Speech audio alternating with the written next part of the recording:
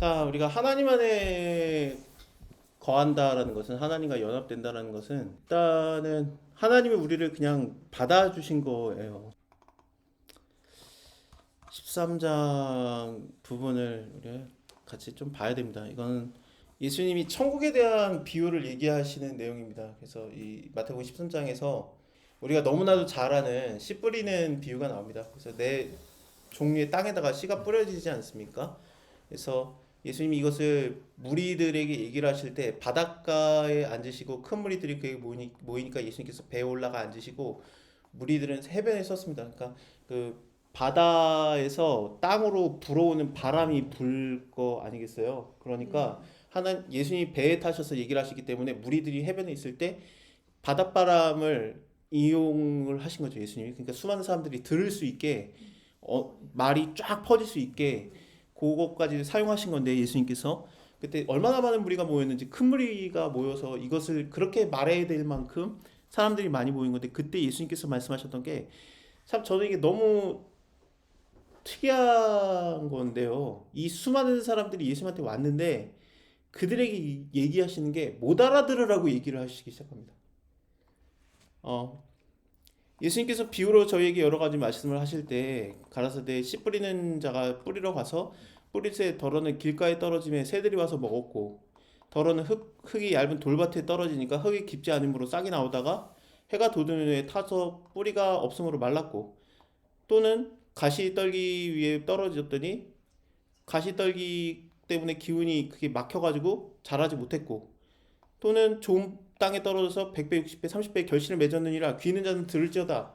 그러니까 제자들이 예수님께로 나와서 예수님한테 물어봅니다. 왜 비유로 말씀하세요? 그랬더니 예수님이 말하는 게 뭐냐면은 천국, 정확하게는 천국이 아니라 하나님의 나라입니다. 이게 그 마태는 여호와 이름을 망령되이 일컫지 못하는 그 법에 너무 무서워서 여호와라는, 하나님이라는 말을 잘 안 써요.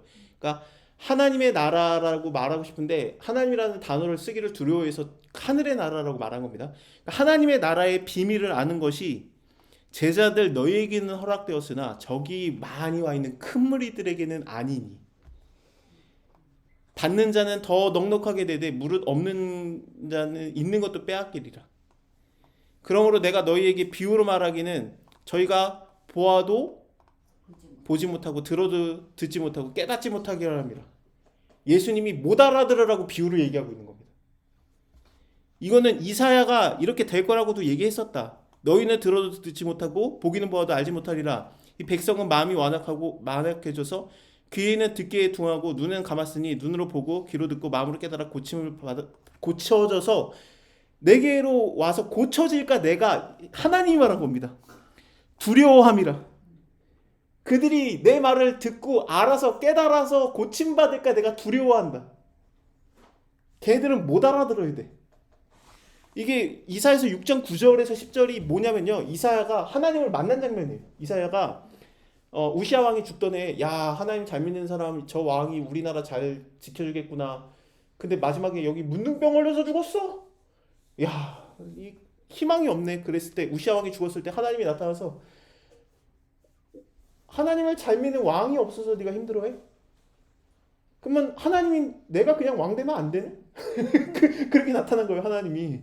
그래가지고 그에게 내가 마가에도다, 내가 입술이 부정한데 내가 입술이 부정한 백성 가운데 있으면서 하나님을 배웠구나. 스라비 천사가 와가지고 입을 지지면서 너가 입이 이렇게 그 정해졌으니까 이제 너가 죄 있다고 하지 말아라. 하나님이, 내가 누구를 보내면 누가 우리를 위해서 갈 거. 이사야가 나를 보내셔서, 내가 여기 있나이다, 나를 보내셔서. 그러면 네가 가라 한 다음에 다음 구절이 이거예요. 네가 가서 나의 말을 전해라. 근데 너가 말해도 아무도 안 듣는다. 그들은 들어도 깨닫지 못하고 보기는 보아도 알지 못하리라. 왜냐면은 걔네가 깨달아서 고침받는 걸 내가 두려워해. 언제까지요? 망할 때까지. 예루살렘과 유다가 망할 때까지 내가 그렇게 하리라. 그럼 우리는 뭘 믿고 살아야 돼요? 언제 그것이 끝납니까? 보라, 처녀가 잉태와 아들을 낳을 것이요. 그게 7장이 나옵니다. 예수님 때까지 이게, 그래서 예수님 때까지 비밀로 있었던 거예요. 이게 이사야 말의 시작부터 그 언제까지 이 말씀이 감춰집니까? 내가 하나님 말씀을 전해도 아무도 안 듣는 것이 언제까지 일어납니까? 처녀가 잉태하여 아들을 낳을 때까지예요. 지금 예수님 말하면서 이제 천국의 비밀이 드디어 풀리는 거예요. 이해하시죠? 구약에서 어느 누구도 몰랐어요. 그래서 예수님 뭐라고 하냐면 너희가 눈으로 보고 귀로 들음으로 복이 있도다. 내가 진실로 말하는데 많은 선지자 의인들이 너희가 보고자 하는 것을 보고자 해도 보지 못하였고 듣고자 하는 것을 듣지 못하였느라. 이제 들어라 하면서 천국의 비밀이 쏟아져 나옵니다. 이게 우리가 유초등부 때 배웠던 쉬운 말씀이 아니에요. 못 알아들으라고 한 얘기예요. 못 알아들어. 우리는 막 30배, 60배, 100배 열매가 맺혔습니다.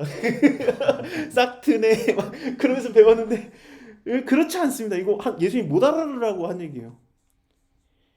여기서 다시 보면 어떻습니까? 하나님의 말씀을 하나님 나라에 허락된 자가 있고 하나님 말씀을 들어도 못 알아듣는 무리가 있어요. 딱 나눠져 있어요. 내가 하나님의 말씀을 듣기로 작정된 자면요. 내가 아버지는 아버지도 아니야 엄마야 그래도 그 관계가 유지가 되는데 안 듣기로 하나님이 너는 이거 내 말을 듣고 고침받을까 내가 두려워한다라고 그렇게 말했던 자면요. 아무리 노력을 해도 못 알아들어요. 하나님 말씀은. 그렇습니다. 그래서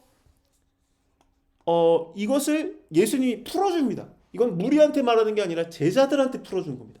제자들에게만 얘기해 주는 겁니다. 무리들이 들었던 거는 여기 위에예요. 이거 뭐 누가 못 알아들어. 그냥 아무 시골에나 가서 저기 어르신 이거 좀 비밀스러운 그런 건데 혹시 아시나요? 밭이 4개가 있는데 돌짝밭에 길가밭에 뿌려졌더니 새가 먹었고요. 그래서 열매가 안 냈고요. 돌짝밭에 뿌려져서 이게 싹을 못 내고 죽었고요. 말라 죽었고요. 가시덩기밭에 뿌려져서 자라지 못하고 죽었고요. 근데 좋은 밭에 떨어졌더니 열매가 많이 났어요. 이거 하나님의 비밀인데 이거 이런 비밀 아세요? 약간 누가 몰라. 그걸 누가 몰라 하고 끝나라고 하나님 말씀하신 게 비유예요. 그래서 내가 너에게는 가르쳐 주겠다면서 여기서부터 예수님이 풀어줍니다. 그래서 이걸 풀어주는데 천국의 말씀을 듣고 깨닫지 못하는 때에는 악한 자가 와서 그 마음에 뿌린 것을 빼앗나니 그게 바로 길가에 뿌려진 자다라는 겁니다. 이게 되게 어려운 말씀이에요. 이게 왜냐하면은 내가 나는 내 마음이 하나님의 말씀이 떨어져서 나는 길가밭이고 돌짝밭이고 막 그래가지고 내가 이거 돌을 없애고 가시덤불을 해서 좋은 밭이 돼서 100배 열매가 나게 하소서 그거는 못 알아듣고 있는 겁니다. 정확하게 뭐냐면은 길가에 뿌려진 자라는 존재가 있는 거예요. 이 자는 하나님 말씀을 똑같이 듣는데 무리들처럼 한 예수님 말씀 자체이신 예수님이 와서 얘기했을 때 그것을 직접 듣는데 이것을 뺏기는 자예요. 마태복음에서는 이것을 대표적인 사람이 가룟유다로 나옵니다.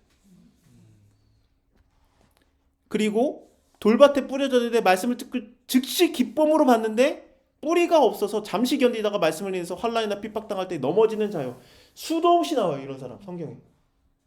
즉시 예수님 대단하다 그러다가 못 알아듣겠다 이걸 누가 알아들으려 하면서 예수님이 내 살을 먹으라 뭔 소리야. 그래서 예수님 믿으면 좋은 거야? 예수님 믿으면 잘 돼? 그랬는데 좀 힘드니까 뭐야 이게 말씀 들으니까 안 좋네. 아브라함이 하나님의 언약 안에 들어가면 좋아. 그랬더니 갔더니 가뭄이야? 이거 안 좋네. 다시 빽해. 그런 상황이죠. 물론 아브라함은 다시 하나님께서 이끌어 오셨지만 즉시 기뻐하다가 그냥 세상에 넘어지는 자예요. 환난과 핍박 오면 넘어지는 자가 있어요. 그리고 가시떨기 뿌려졌다라는 것은 말씀을 들었으나 세상의 염려와 재리의 유혹의 말씀이 결실을 못하는 자, 이게 부자 청년으로 나오죠. 그러니까 넌 나 따라라, 못 따르다면서 이렇게 결실을 못했던 자. 좋은 땅에 뿌렸다는 것은 말씀을 듣고 깨닫는 그 자가 있습니다. 결실을 맺어서 100배, 60배, 30배가 되느니라. 이게 너무 어려울까봐 4개로 말하니까 그러니까 4개 자가 있는 거예요. 하나님의 말씀이 전해졌을 때 말씀을 사단이 뺏어가서 열매 맺지 못하는 자. 그리고 즉시 빼서 은혜 받았어요. 근데 이게 뭐야 믿으니까 안 좋네. 그러면서 그냥 버리는 자. 그리고 아예 그냥 세상의 유혹이 그게 더 좋아가지고 하나님 버리는 자. 근데 뿌리도 내릴 시간이 필요하고 즉시 어떻게 기뻐하나 하나님 말씀을 듣는데 즉시 기뻐하기 어려워요. 하나님 말씀 들으면 즉시 기뻐합니까? 하나님 말씀을 들으면 우리는 고민할 수밖에 없어요. 왜냐면 반대야 세상과. 나 오른밤을 맞았는데 왼밤을 돌려대라고요? 고민하게 돼요. 그래서 고민도 하고 뿌리내릴 시간도 필요하고 그러면 열매를 맺는 자가 있는. 그러니까 이게 네 가지니까 어려울까봐. 그러니까 이게 예수님께서 말한 천국의 비밀이니까 구약에서 아무도 몰랐던 거니까 이게 뭡니까? 구원받을 자가 정해져 있다는 뜻이에요. 이게 비밀이야. 이러니까 어려운 거예요, 이게. 그래서 아예 두 가지로 얘기해줘요. 천국에는 좋은 씨를 뿌리는 사람과 같다. 좋은 씨, 원수가 뿌린 씨 두 종류다. 이렇게 얘기죠. 그러면은 우리가 이 사람이 좋은 씨인지 아닌지 어떻게 합니까? 분명히 당신이 좋은 씨만 뿌리지 않았습니까? 근데 왜 가라지들이 나왔습니까? 원수가 뿌렸구나. 그러면은 종들이 와가지고 우리가 그럼 뽑을까요? 종들이 천사거든요. 밑에 나옵니다. 해석이 여기 나오는데 추수하는 천사들이 이렇게 나오잖아요. 그래서 천사들이 물어봐요. 그러면 하나님 우리가 그러면 그 가라지들 그 원수가 뿌린 씨들 우리가 골라낼까요? 하나님 말하는 게 내 배로 돌아. 니네가 잘못 뽑을까 염려된다. 천사도 구분 못해요. 천사도. 그 사람이 천국 못 가면은. 근데 그 사람은 천국에 가고 아니고가 아니라 이 땅에서 하나님과의 관계가 없었던 거지. 잘하고 못하고의 문제가 아닙니다. 하나님과의 관계가 있는 자인가 아닌가, 하나님의 가족인가 아닌가가 문제죠. 그래서 이거를 바울은 간단하게 한 단어로 얘기하는데 우리가 하나님한테 양자가 되었다라고 얘기를 합니다. 우리는 하나님의 자녀가 아니에요. 근데 우리를 양자 삼아서 우리가 하나님한테 입양된 거예요. 그렇기 때문에 하나님의 자녀가 되어서 우리는 하나님의 기업을 유업으로 받는 자들이 되는 겁니다. 그게 구원의 개념이에요. 뭘 잘하는 게 아니라. 그러니까 여기에서 그 비유들을 여러 개를 얘기하는데 이것들은 좀 넘어갑시다. 아예 그냥 마지막 그 천국의 비유에서 마지막을 얘기하는데 바다에 치고 물고기를 그물에 쫙 잡아가지고 그물에서 좋은 것은 그릇에 닫고 나쁜 것은 내어버리느니라 세상의 끝도 이러하니라 천사들이 와서 의인 중에서 악인들을 갈라내고 용광로 불에 던질 것이다. 울며 이를 갈미시리라. 이게 마지막이에요. 천국의 비유에서 일곱 번째 마지막인데 이거에서 말하는 게 되게 간단하죠. 물고기는 절대로 좋은 물고기는 좋은 물고기고 나쁜 물고기는 나쁜 물고기지 이게 바뀔 수 없어요. 바뀌지 않아요. 이게 천국의 비밀입니다. 저 사람을 그럼 내가 뭐하러 전도합니까? 구원받기로 작정된 자일 거고 아니면은 구원받지 못하기로 작정된 자일 텐데 우리가 그러면 전도를 뭐하러 합니까? 전도를 안 해도 되네. 결정돼 있으면. 근데 예수님의 제자들이 이것을 깨달은 다음에 너희가 깨달았느냐? 우리가 깨달았습니다. 그렇군요. 그러고 나서 이 말씀을 깨달은 자들은 예수님께서 너희를 내가 보낸다 그랬을 때 목숨을 걸고 나가서 전도를 했어요. 안 해도 된다라는 얘기를 하는 게 아닙니다. 이거는 해야 되는 거예요. 왜냐면은 전도가 중요하다는 게 왜 그러냐면은 이게 전도해가지고 그 교회 안 치고 그것도 물론 뭐 교회 많이 안 치면은 12월 25일 날 뭐 김치냉장고 주고 그러죠. 그래서 받으세요. 근데 그게 중요한 게 아니라 그 전도를 왜 하냐면은 하나님의 마음을 가졌기 때문에 우리가 안 말하지를 못하는 거예요. 왜냐면은 걔가 아버지 없이 살고 있다라고 생각을 하고 있는 애한테 아니야 너 아버지 있어 라고 말하고 싶어서 미칠 것 같은 게 전도입니다. 그래서 목숨 걸고 나가는 거예요. 여러분들 드라마 볼 때 어떻습니까? 드라마 볼 때 우리나라는 다 그 시작이 대부분 그렇죠. 그러니까 막 그 힘들게 살지만 당찬 여주인공 거기서 활발하게 살고 막 그러죠. 근데 그 여주인공이 알고 봤더니 출생의 비밀이 있죠. 그렇게 힘들게 안 살았어도 되고 괴롭지 않았어도 돼. 드라마 보는 우리는 알아. 출생의 비밀이 있어. 회장님 딸이었어. 알고 봤더니. 그럼 어떻습니까? 말해주고 싶어 미치겠고 왜 못 알아보자면서 막 안달이 나잖아요. 막 그 게시판에 왜 못 알아볼까요? 여주인공이 몰라봐. 근데 그거 쓰잖아요. 왜 그렇습니까? 우리 마음이 아니 너 그렇게 안 살아도 돼. 너 아버지 있어. 아버지가 네 옆에 있는데 네가 몰라보고 있구나. 아버지가 네 근처에 있어. 그거를 말해주고 싶어 미치겠는. 그게 전도의 마음이야. 너 하나님의 아버지가 있어. 그렇게 안 살아도 돼. 괴롭지 않아도 돼. 너가 괴로워도 하나님의 품 안에 있는 자야. 하나님이 너와 함께하고 있다라는 것을 말해주고 싶어서 미칠 것 같아가지고 전도를 나갔던 게 예, 성경에 나오는 전도자의 모습입니다. 그러니까 전도할 때 얼마나 좋아. 네 아버지 있어. 하나님이 아버지야. 근데 얘가 안 받아들이면 너는 아닌가 보다. 그냥 우리 넘어갈 수 있어. 그래서 그냥 예수님께서 신발을 털고 나가라. 너랑 상관없다. 평안하냐? 평안이 머물 만한 집이면은 평안이 있을 것이요. 아니면 너에게 평안이 머물 것이다. 근데 우리는 이걸 못 믿으니까 전도가 꼭 내 교회 내 옆자리에 앉혀놓고 내가 연말에 김치냉장고 받아야 되니까 야 안 오면 안 돼. 그러니까 어떻게 됩니까? 다단계처럼 이렇게 무슨 다단계 하시는 분 없나요? 죄송합니다. 이거 가입해야 돼. 그게 되는 거죠. 아니에요. 무슨 뭐 우리가 사기칩니까?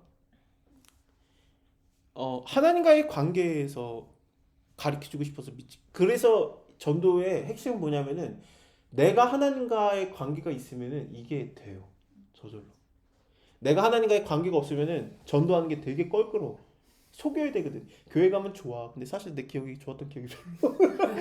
교회에서 자꾸 싸웠어. 막 그 요리 봉사하는데 막 그 저 권사님이 아니 거기다가 국간장을 넣으면 어떡해요? 그래가지고 막 싸웠어. 지금 그게 내 기억인데 이게 좋다고 말하니까 그런 거죠. 근데 내가 하나님 아버지를 모시고 내가 하나님과의 관계 아래 있으면서 이게 너무 좋으니까 이거를 내가 안 말할 수가 없는 게 전도의 사실은 개념입니다. 그래서 예수님께서도 어떤 식으로 전도를 하셨냐면은 본을 보이셨어요. 내가 아버지와의 관계를 인해서 너희가 그것을 나를 본받아라 이런 식으로 하셨죠. 그게 복음서에서 굉장히 누가복음에서 굉장히 자세하게 나오는데 누가복음에서는 예수님의 기도에 대해서 13번이 나옵니다. 그러니까 기도하셨다라든지 기도의 가르침이 13번이 나오고 마태복음은 예수님이 기도하셨다는 내용이 3번, 마가복음 3번, 요한복음 3번이에요. 근데 누가복음만 13번. 왜 그렇습니까? 마태, 마가, 요한은 유대인이니까 예수님이 기도하는 게 당연한 거예요. 그러니까 세례받을 때 예수님이 세례받으실 때 하늘이 열리고 성령이 비둘기 형태로 임하시니라 이렇게 마태, 마가, 요한을 쓰지만 이방인이었던 누가 입장에서는 왜 성령이 왜 임했어? 예수님이 세례를 받으실 때 기도하시고 기도의 응답인 것처럼 하늘이 열리고 성령이 임합니다. 누가는 그렇게 봐요. 그러니까 이것이 본이 되어서 누가가 쓴 또 다른 성경인 사도행전에서 그들이 모여서 기도할 때 성령이 임합니다. 기도할 때 성령이 임합니다. 누가는 그걸 본 거예요. 근데 유대인들 입장에서는 세례 받을 때 당연히 기도하지. 그러니까 이게 그 개념이 다른데 근데 되게 누가복음에서 놀라운 게 뭐냐면 예수님이 13번을 기도하시고 기도에 대해서 얘기하시고 가르치시고 그랬는데 제자들이 단 한 번도 기도를 안 합니다. 복음서에서 한 번 갑자기 예수님 기도하는 방법 좀 가르쳐 주세요. 그래서 주기도문을 가르쳐 주신 게 있는데 제자들이 기도했다는 내용이 단 한 구절도 없어요. 심지어 누가복음을 떠나서도 마태, 마가, 누가, 요한복음 전체에서 제자가 기도했다는 내용이 없습니다. 겟세마네 동산에서 십자가 지기 전에 제발 날 위해서 기도해달라 그랬는데 거기서도 자고 있었던 게 제자의 모습.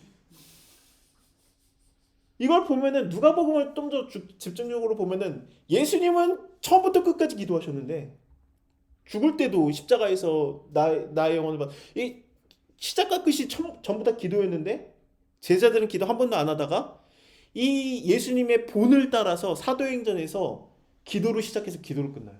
기도로 시작하면서 제자 뽑고 그 마띠아라는 제자를 뽑죠. 가룟 유다를 대신한 제자를 뽑고 기도할 때 성령 임하고 기도할 때 기도하러 올라가매 앉은뱅이를 보고 예수 이름으로 일어나 걸으라고. 기도가 계속 나와요. 기도라는 단어가. 그래서 예수님을 닮은 모습으로 제자들이 변합니다. 사도행전에서. 그러니까 예수님이 우리에게 가르쳐 주시는 것은 뭐냐? 하나님과의 연합된 뭐냐면은 너희가 나를 보고 본받으라였습니다.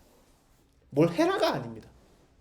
그러니까 그 하나님과의 관계 안에 있기 때문에 우리가 영원히 하나님과의 관계 안에 있는 것이 이런 의미입니다.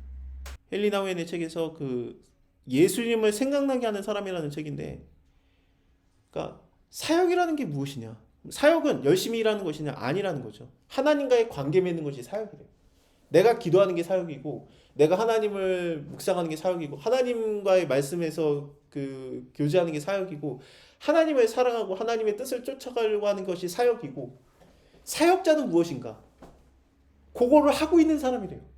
그러면 사람들이 사역자를 보고 사역자와 만나서 사역을 도움을 받는 게 아니라 저 사람을 보니까 하나님과의 관계를 맺더라 저렇게. 그래서 그것을 보고 자기도 그렇게 되는 것이 사역자라는 거죠. 그게 사역자래요. 그래서 사역자는 무엇이냐? 예수님을 생각나게 하는 사람이라는 거예요. 예수님의 능력을 쏟아내는 사람이 아니라 예수님의 능력이 막 뻥 나가는 사람이 아니라 사역자는 예수님과의 관계를 생각나게 하는 사람. 그래서 나도 저래야지. 그래서 이제 결국에는 말씀 안에 거하는 거고 하나님과의 교제인데 교제는 하나님의 말씀 안에 거함으로써만 가능합니다. 이게 법을 따라간다라는 그런 개념이 아니라 말씀과의 교제예요. 교제. 이게 마치 율법을 쫓는 것이 아니라 성경에서 말해주고 싶었던 거는 율법의 상징이 되는 모세와의 교제가 이스라엘 사람들이 모세와 함께하는 것이 삶이었고 모세를 대적하는 것이 죽음이었던 것처럼 율법의 인격적인 존재가 모세잖아요. 그것처럼 하나님의 말씀의 인격적인 존재인 예수님과 함께하는가 함께하지 않는가가 말씀을 쫓는가 아닌가지 율법대로 따라가라는 얘기가 아닙니다. 근데 우리가 이걸 오해가지고 말씀대로 순종해야 된다. 오케이. 그럼 말씀대로 예수님 믿어. 그럼 어떻게 되냐? 그러면은 더 구약적으로 믿어요. 우리가. 더 강화시켰어. 구약에서는 1년에 3번만 예배드려? 우리는 일주일에 3번. 수요일, 금요일, 주일. 아니, 그것도 안 돼. 주일날에는, 새벽 기도부터, 저녁 예배. 야, 금요일날은 밤새. 그래서 이제 새벽 기도하고, 그러면서 그렇게 되는 거죠. 더 율법적. 저 집사님 이번에 왜 장로 안 되셨어요? 아유, 그 사람 장로하면 안 돼. 새벽 기도도 안 나와. 새벽 기도를 왜 나가야 돼? 안 나갈 수도 있지. 그 사람은 일이 바빠서 못 나갈 수도 있지. 근데 막 더 율법화돼요. 그럼 예수 믿어서 우리가 더 모세오경을 따라가야 되는가? 그렇지 않습니다. 예수님께서는 뭐라고 하셨습니까? 수고하고 무거운 짐 진 자들아 다 내게로 오라. 내가 너를 쉬게 하리라. 그 무거운 짐이라는 게 마태복음에서 뭐냐면요. 율법이에요. 그러니까 율법을 진 자들아 내게로 와라. 그러면 내가 그 율법을 지지 않게 하겠다. 나의 명예를 매라. 나의 명예는 가벼우니 멜만하다. 그만 수고해라라는 뜻입니다. 수고하고 무거운 짐 졌다라는 게 인생에서의 무거운 짐을 지고 있는데 예수님이 다 받아주신다는 얘기가 아니라 우리가 그렇게 기도를 해요. 하나님 나 인생에서 너무 무거워요. 이 짐 좀 가져가요. 근데 기도 응답이 안 돼요. 그 말씀은 뭐예요? 그 말씀이 그 뜻이 아니에요. 그 뜻이 아니야. 율법에 대한 얘기예요. 율법에 대한 얘기. 그러니까 율법을 내려놔라. 내가 너희를 쉬게 하리라. 라는 거죠. 그러니까 관계를 하나님과의 관계를 맺어야 되기 때문에 하나님을 알아야 돼요. 그러니까 우리가 말씀 보는 수밖에 없어요. 말씀을 진짜 봐야 돼요. 하나님에 대해서 가장 명확하게 써놓은 게 성경책이라서 말씀을 알아야 되고 모르고 하나님한테 그러면은 그럴 수도 있어요. 근데 알고 그러면 좀 하나님이 더 좀 섭섭해 하시죠. 그렇죠? 그렇습니다. 그래서 하나님에 대해서 자꾸 알아가야 돼. 처음에는 우리가 새신자 때는 모르니까 하나님께서 원하지 않는 것인데도 그냥 우리가 해도 하나님이 받아주는 경우가 있죠. 아브라함 같은 경우도 모르니까 얘가 떠났을 때 그냥 하나님이 용서해주고 근데 또 떠나니까 이제 아들 죽여봐라 그게 된 것처럼 그렇죠? 그러니까 그것처럼 이제 그 우리가 모르면 하나님이 그냥 넘어가요. 모르니까 처음 데이트할 때 나는 곱창 못 먹는데 곱창 먹을래요? 그러면은 이제 그래요. 그래서 이제 곱창을 먹죠. 근데 몇 번 먹다가 얘기를 하지. 좀 관계가 쌓이면. 그래서 사실은 저 곱창 안 좋아해요. 먹긴 먹는데 이게 안 좋아요. 그러면은 알게 됐잖아요. 그러면은 그 다음에 또 가가지고 곱창 먹을래요? 그러면 뭡니까? 싸우자는 거지. 그럼 어떻게 됩니까? 너 아들 한번 죽여볼래? 그게 되는 것처럼 이제 하나님과의 교제를 하면서 하나님이 우리한테 다 가르쳐줬어요. 다 가르쳐. 나는 이거 좋아하고 나 이거 싫어하고 나는 이게 우리한테 관계를 맺으시려고 그걸 기준을 두셨어요. 그래서 하나님 근데 그 뭐라 해야 되지? 되게 까다스러운 분이 아니에요. 하나님은 손이 많이 가는 분이 아닙니다. 하나님을 너무 손이 많이 가고 무능력한 하나님으로 우리가 인식을 많이 해서 예배 드릴 거면 11시까지 꼭 해야 되고 막 노래는 이런 거 해야 되고 헌금 봉투는 뭐 써야 되고 막 그 뭐딱 마치기 까다로운 하나님으로 우리가 배우는데 그건 율법이에요. 안 그래요. 하나님 그런 분 아니에요. 하나님과의 관계 안에서 우리가 점점 이게 말씀을 통해서 우리가 배워가는 거예요. 아 그렇구나. 하나님 원하시는 것이 하나님의 성격이 이렇구나. 하나님의 성향이 이렇구나. 하나님과의 교제가 그렇게 일어나는 겁니다. 그래서 그러면 하나님과 사는 게 너무 좋지. 예수님 믿으면은 가뭄이 와요. 아브라함이 약속의 땅 가나안 땅에 가봤더니 가뭄이었어요. 노아가 그 방주에 있을 때 죽지는 않았지만 정말 괴로운 시간이었고 1년 넘게 이제 그 하나님의 품 안에 있지만 우리가 그것이 이 세상의 기준으로 볼 때 하나님의 품 안이 그렇게 따뜻하게 느껴지지 않을 수도 있어요. 근데 우리가 또 뭘 원하는지도 하나님이 너무 잘 알아요. 그러니까 줄 수도 있어요. 그러니까 저는 그거에 대해서 뭐 하나님 믿으면 다 잘 될 겁니다. 그럼 맞는 말인 게 왜냐면 하나님이 줘야지 그럼 우리가 누구한테 받아? 그러니까 하나님한테 기대는 건 맞는데 안 주면 하나님이 나한테 안 사랑하고 있는 거냐? 그거는 아니에요. 그 우리가 잘 믿어봤자 우리의 인생이 120년이라서 사실 우리가 얼마나 성장할 수 있을까 싶어요. 왜냐면은 하나님이 노아 갖다 쓰려고 했더니 600살 때 썼어요. 600살 정도 돼야 얘가 좀 쓸만하구나.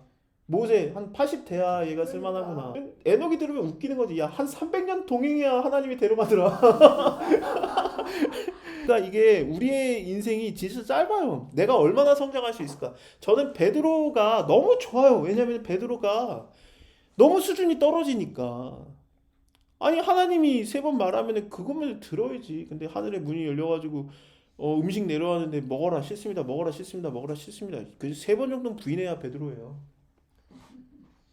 이거 예수님 얼굴 딱 보면서 나 누군지 모르겠는데 예수? 나 저 사람 상관없다니까. 이 사람 나 저주하면서 얘기해봐? 나 저 사람 몰라. 이 저주받을 저 사람 몰라. 그거를 예수님 눈 똑바로 쳐다보면서 얘기한 게 베드로예요. 근데 그래도 하나님이 갖다 쓰는 거야. 그러니까 저는 어떻게 생각하냐면 하나님이 구원코자 하면은 구원한 거고 아니 아무리 잘해도 소용없는 거야. 그게 너무 그러니까 이게 태초부터 택하신 바라는 단어가 나옵니다. 태초부터 우리는 택해져서 하나님의 자녀가 되고 택해진 자들은 내가 엄마 뱃속에서 뭔가 싹수가 보이니까 하나님이 너는 구원받아야 되겠다 그런 게 아니라 태초부터 그냥 결정돼 가지고 나온 겁니다. 제가 저번에도 말씀드린 것처럼 이거는 성경이 아니라 생물학적으로 내가 같은 부모여도 내가 나올 확률이 정말 없어요. 엄마랑 아빠랑 결혼하면 무조건 내가 나온다. 확률이 없습니다. 왜냐하면은 일단 남성의 정자도 계속 바뀌지만 여성의 난자도 계속 바뀌어요. 그래서 그 난자가 나온 거랑 다음 달에 다른 난자가 나왔을 때 그 정자가 들어가서 이게 수정이 되잖아요. 그럼 다른 애예요. 내가 딱 그걸로 나오려면은 그때 하나님의 택정하심과 작정하심으로 그때 만나야 돼요. 부모님이 같다고 절대로 내가 나오지 않습니다. 하나님의 태초부터 택정하신 바대로 내가 나온 거예요. 나는 그냥 우연히 나온 존재가 아닌 거죠. 성경적으로 볼 땐 그렇습니다. 그래서 하나님이 나를 아십니다. 그러니까, 내가 이런 수준이어도 되는가? 아니 하나님이 나를 사랑하겠다고 작정했는데 뭔 상관이 있습니까? 아무리 잘해도 소용없다니까요. 이번에 그 애들 그 입학식이니까 꽃을 사주려니까 와 생화 너무 비싸요. 그래가지고 이해는 돼요. 요즘에 그 기름값이 비싸져가지고 그 비닐하우스에서 화원에서 만들기도 어려우니까 비싼 거. 그러니까 제 와이프가 만든 거예요 꽃을. 풍선 안에다가 꽃을 넣어서 사면은 좀 비싸거든요. 근데 그 와이프가 그런 거 만드는 거 좋아해서 하는데 옆에서 준이가 계속 엄마 내가 도와줄게 그러면서 계속 풍선을 계속 터트려. 이거 너도 써야 되고 누나도 써야 되는데 이거 잠깐만 놔둬봐. 그래서 주고 이거 갖고 놀아 그러면서 다른 거 줘도 아니네 자기는 엄마를 도와줘야 된대. 다 불어가지고 그 꽃 안에다가 꽃을 넣은 다음에 이걸 부니까 얼마나 어렵습니까. 물론 좋아한데 근데 어쨌든 어려우니까 겨우 안 터뜨리고 딱 했더니 이 위에다가 축하해 뭐 입학 축하해 그 스티커 별 모양 하트 그거 붙여야 되는데 가만히 있는 게 돕는 거예요. 애는 근데 나는 엄마를 너무 도와주고 싶은 거야. 내가 엄마한테 어떻게 하면 도움이 될까? 최선을 다해서 망치고 있죠. 우리가 하나님의 일을 하는 게 그래요. 사실 하나님 보시기에 아니 제 와이프랑 제 작은 애랑 나이 차이가 뭐 몇백 년 차이 납니까? 몇십 년 차이에요. 근데도 도움이 안 돼요. 하나님께서 보시기에 우리가 얼마나 나이 차이가 많이 나는데 도움이 안 돼. 가만히 좀 있어라는 거지. 여리고로 다시 돌아갑시다. 여기에서 그 은과 금과 동철은 여호와의 곳간에 드릴지라. 아니 이게 뭐야? 하나님의 창고에는 은금 동철 기구는 하나님께 곳간에 드려? 딴 거는 불태우고 없애고 사르고 죽이고? 하나님이 돈이 필요합니까? 지금 개념에서? 하나님 너무 부유해요. 창조자예요, 창조자. 없으면 만들면 돼. 없지도 않고. 근데 하나님이 창조자인데 모든 것을 창조하시는 분인데 우주 그냥 이렇게 하면 창조돼요. 근데 이것을 은금동철을 왜 하나님의 곳간에 두라고 했는가? 이건 인간의 악함을 아시기 때문에 하나님이 이걸 못 가져가게 한 거예요. 은금동철을 뭘로 쓰이겠습니까? 무기예요. 이거 이때 한번 승리를 맛본 다음에 우리가 뭔가 됐나 보다 그러면서 무기까지 지어주면은 싸울까봐 하나님 무기를 너는 가져가지 말라는 거죠. 힘을 가져가지 말라. 근데 어떻게 합니까? 무기도 없는데 다음에 바로 아이성 때 지네들이 싸우다가 집니다. 이 인간이야. 근데 하나님 그걸 또 알아. 그러니까 처음에는 기습 공격도 안 하고 7번 돌고 그들이 문을 걸어 잠가도 들어가게 했는데 얘들이 너무너무 싸우고 싶어 하니까 그래 니네가 한번 싸워봐라 하면서 하나님이 가르쳐주고 기습 방법을 가르쳐줍니다. 근데 나중에 이 기습하는 방법으로 싸우다가 도망가가지고 나왔을 때 뒤에서 치는 그 기습시키는 매복해서 기습하는 방법을 나중에 사사기 때 이스라엘 사람들이 자기들끼리 싸울 때 그 방법으로 베냐민 사람들을 전멸시킵니다. 600명만 다 죽어. 그래서 그 적을 치는 게 아니라 자기네들끼리 믿는 자끼리 싸우는 걸로도 쓰는 게 인간의 악함입니다. 인간이 악해요. 얼마나 악한데. 하나님이 아셔요. 여기서 그 은금동철을 여호와의 곳간에 둬라 그리고 이 여리고를 더 이상 쌓지 말아라. 내가 저주할 거다. 하나님 안에 거한다라는 게 일단 하나님이 아까 제가 좀 꽤 뒤로 돌아가야 되는데 이제 하나님이 말해준 거예요. 나 이거 싫어해 그걸 가르쳐 준 거예요. 근데 이제는 알았으니까 하면은 이제 싸우자는 거죠. 하나님하고. 그래가지고 여기서 이거 건축하지 마. 건축하면 저주받을 거다. 기초 쌓으면 장자를 잃고 문을 세울 때는 계좌를 이렇게 차지합니다. 두 번째 아들을 잃을 거다. 그러니까 이거 내가 저주해서 한 거니까 이거 그대로 돼 또. 여기 좋은 땅인 거 알아. 여리고 보기에도 와 아름답고 예수님께서도 그걸 본 거 사단이 보여준 게 여리고니까 이게 멋있는 땅인 거 알아. 근데 이거 너네가 건들지도 마라. 이거 하나님한테 바쳐진 거야. 그러니까 하지 마. 그랬는데 우리는 알죠. 인간은 어떻습니까? 짓고 싶어서 안달이 났지. 열왕기 상에서 짓습니다. 왜 아니겠어? 열왕기 상에서 16장에서 아하 왕 때 이 베델 사람 히엘이라는 자가 여리고를 건축해요. 그 기초가 쌓일 때 첫째 장남 아비람이 죽었고 문 세울 때 계자인 수굽이 죽습니다. 여호와께서 눈의 아들 여호수아로 하신 말씀과 같이 되었습니다. 하지 말라면 좀 하지 마. 근데 싸우겠다고 하니까 그러면 여리고는 버려진 것입니까? 장소가 중요해요, 솔직히? 아니죠. 하나님과의 관계에 있느냐 아니냐가 중요하지 그게 장소가 중요하지 않으니까. 그래서 예수님께서는 여기 여리고에 오셔가지고 가장 저주받은 자를 구원하십니다. 그게 누가복음 19장에 나오는 삭개오입니다. 그거에 대해서는 그만하고 시간이 다 지났으니까. 그래서 저는 이렇게 생각해요. 내가 하나님 안에 어떻게 거하는가. 일단요, 제 생각에는 잘할 생각은 우리가 하면 좋지만 잘 못해요. 그러니까 내가 잘한다는 교만을 버리고 그다음에 하나님 싫어하는 건 일단 하지 말자. 계명을 쫓는 그런 느낌이 아니라 하나님과의 관계 안에서 하나님 싫어하면 안 하는 게 맞지. 그래서 그것만 지켜도 돼요, 사실은. 그래서 그러면은 내가 하나님과의 교제에서 큰 문제는 없습니다. 100번 잘해봤자 한 번 못하면 짜증나잖아요. 하나님 오래 참으시지만 우리가 좀 하나님과의 교제 안에서 하나님 섭섭하게 할 필요는 없으니까